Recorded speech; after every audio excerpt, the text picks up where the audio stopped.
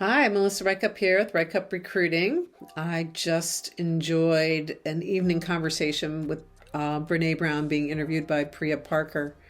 Started off a little rocky. Some of the chat folks were a little harsh and somewhat rude. I wanted to turn it off. And I sat there in the kitchen with my husband. We had dinner, had a beer, we danced a little, and I wasn't sure what to expect. And that was sort of a rude, abrupt beginning, but it got better from there. And so, for those of you who don't know, Brene Brown just put out a new book, and it's about emotions. And she was describing how there really aren't good definitions of all the variable emotions. There's more than just happy, sad, or angry. And that there are several that are very close to each other. And I wish I had written down, but she called them, it's a term from the Buddhists about your near enemy. So like envy and jealousy, or being overwhelmed or stressed.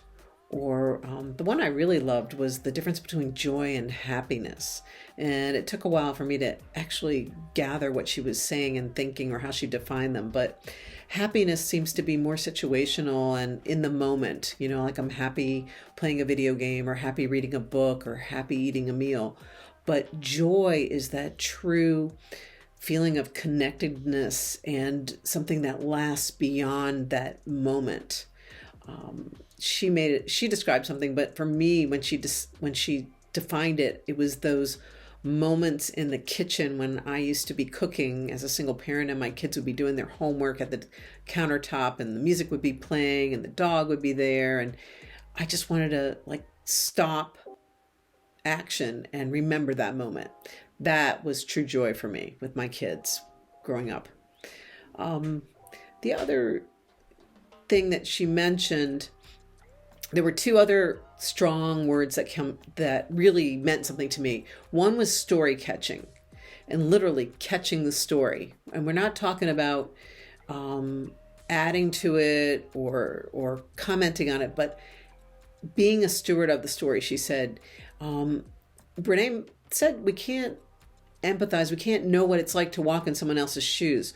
All we can do is hear what they have to say and be curious and willing to believe them in their feelings and acknowledge them, right?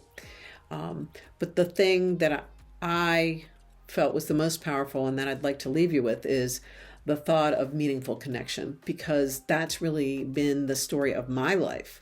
The value of connecting with people on a human level, recognizing that I'm not sympathizing with you, but I'm empathizing with you. The difference is that I am connecting myself with you, and that I'm recognizing that we're all human and we share these same feelings.